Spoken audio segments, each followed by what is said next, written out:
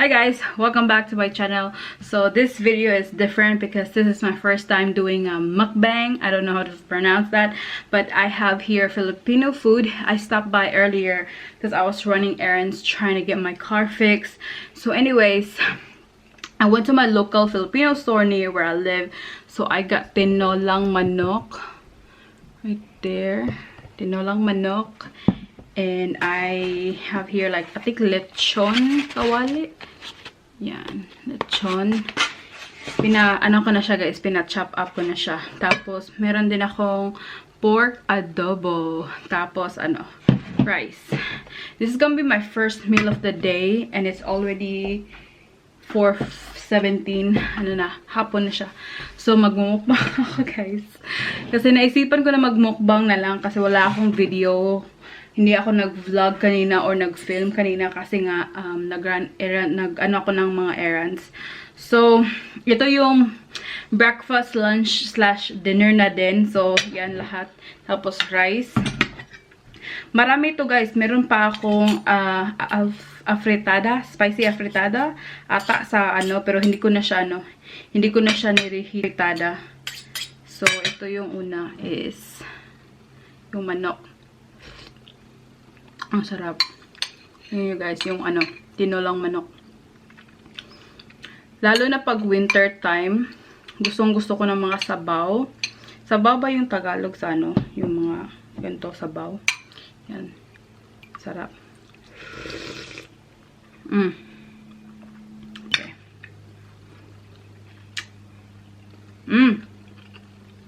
Ang sarap. Oh my God. Nakakamiss yung mga Pinoy food.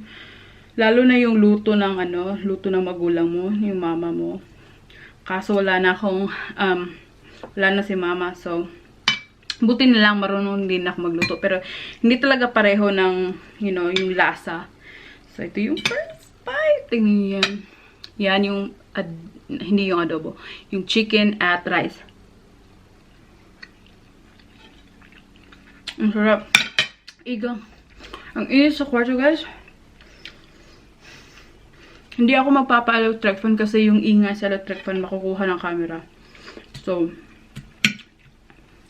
tiis-tiis na lang. Ang sarap ng sarap ng tinola. Miss ko na din yung guys. Taga Cebu kasi ako. So, miss ko na yung lechon. Na-miss ko na yung lechon. We have the best lechon. Sabi pa nga na we have the best lechon. Cebu lechon is the best. Ang sarap. Lalo na yung mga buto-buto. Ang sarap talaga.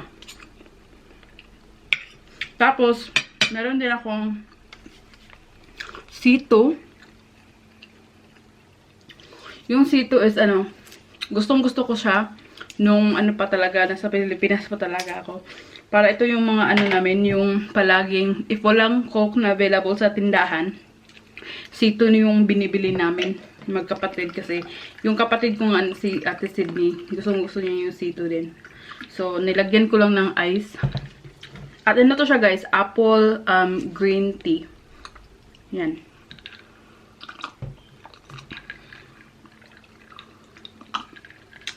Sarap. Magmumukbang or kakain ata ako sa sa kusina, pero may mga kami guys, may mga alaga kami pusa. So, wag na. Ito try ko tong itong parang lechon kawali ata to. Ganyan, or pritong baboy. Yung gustong part ko is yung yung skin ng baboy. Yan. Ang sarap. Nakalimutan ko yung sauce, at yung Mang Tomas at na sauce, nakalimutan ko na sa baba. Ang sarap. Gusto kong ganito pag guys, may spicy na sauce. Nilalagay ko lang toyo at suka. Tapos yung sili. Tapos kalamansi din. Ang sarap. Meron din akong konting adobo dito, pork adobo. Hindi na ako nag-order ng chicken adobo kasi palagi ako nag-order ng chicken adobo doon. So, gusto ko matry itong ano, pork adobo. Yan, parang ano siya. Yan, pork adobo. Bayan, naka-zoom in pala kayo. So, tayin natin ito.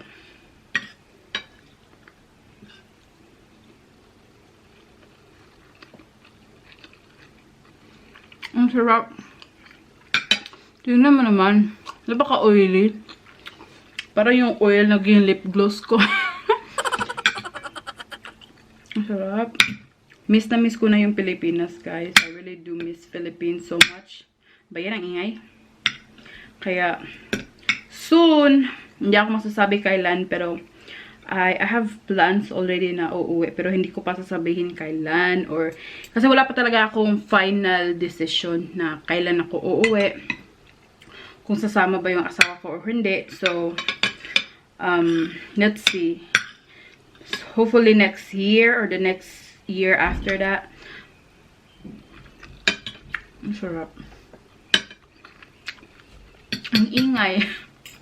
Glass kasi yung ano, pinggan. Ang ingay. Wala kami ano.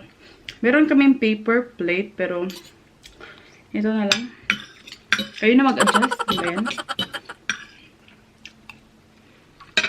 Ang sarap. Tapos guys, ano na dito 26 or 27? I think 26 kasi Friday pa. No, 27, Friday. Kumusta ba yung Pasko nyo? Nag-work ako ng Pasko. Kaya hindi ko na-feel yung ano. I try to keep myself busy at Christmas kasi ayaw kong maging, yung feel na maging homesick na naman. Kasi nga, yung pamilya ko, yung mga kapatid ko, nasa Pinas sila lahat. Tapos ako lang mag-isa dito. So, ang hirap. Pero, okay lang kasi double pay naman. Tapos, ano, nag-work ako sa hospital this week. Kasi yung patient ko nasa hospital. So, pumunta ako ng ano, hospital. Doon ako naka-assign. Ba yun? Ang sarap. Ang soft ng ano, guys. Ang soft ng manok. Ang sharap. Sharap.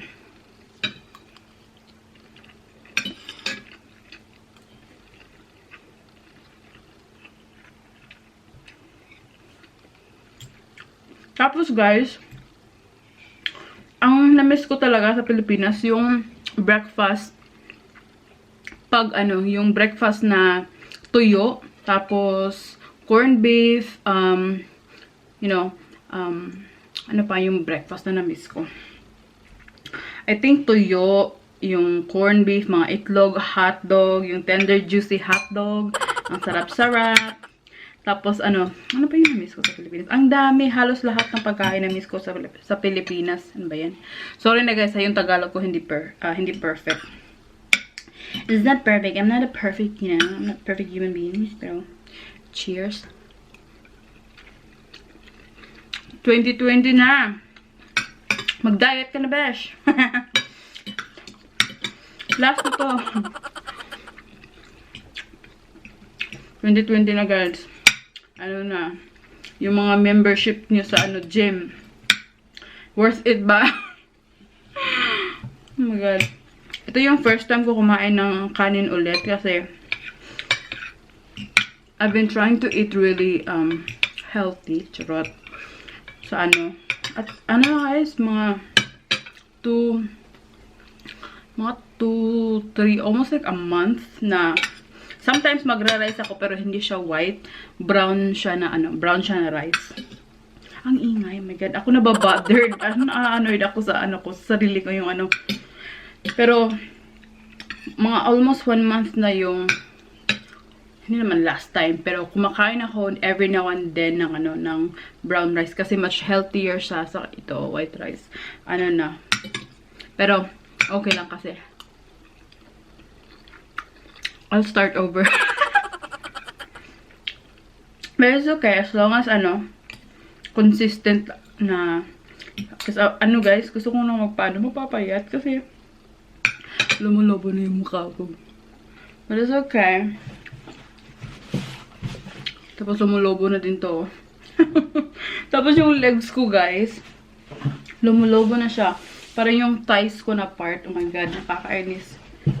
Yung short ko na hindi ko na siya, masusuot siya sa ko, sa hips ko. Pero sa thigh part, legs part, hindi na siya masusuot yung mga shorts ko. Busog na ako, guys. Ang konti lang kinain ko. Tapos hindi ko nga to na hindi ko na touch tong pork, ano to? Pork paksiw. Hindi to pork paksiw. Pork, basta fried pork. Busog na talaga ako. Tingnan niyo naman yung rice. Hindi ko nga parang half lang yung nakain ko. Kasi, hindi ko alam. Ang dali kong, guys, ang dali kong ma-full. Tapos, isa na lang yung natitira na chicken. Isang chicken na lang yung natitira. Ayan, guys, nabubusog na ako. Hindi ko halos maubos-ubos to lahat. So, yan. Tingnan nyo naman yung sitwasyon. Yan yung rice. Half lang yung rice na nakain ko. Tas, ito yung, isang manok na lang yung, nandyan. Tapos, ito yung pork adobo na isa or dalawa lang ata yung nakain ko. I might just eat this too later on tonight or tomorrow for lunch. So, I'm not sure. So, wait lang. Bayan yung tripod. So, anyway, guys, magliligpit na ako kasi maglalaba pa ako, besh. Maglalaba pa ako, tapos, meron pa akong gagawin ng paperworks. So, ayun na, guys, ito na yung little mukbang ko na, Filipino food. Kasi, busog na talaga ako. Gusto ko talaga kumain ng marami. Pero, ang dali ko na talaga mabusog. Pero, yun na siya, guys. Magmumukbang ako ulit.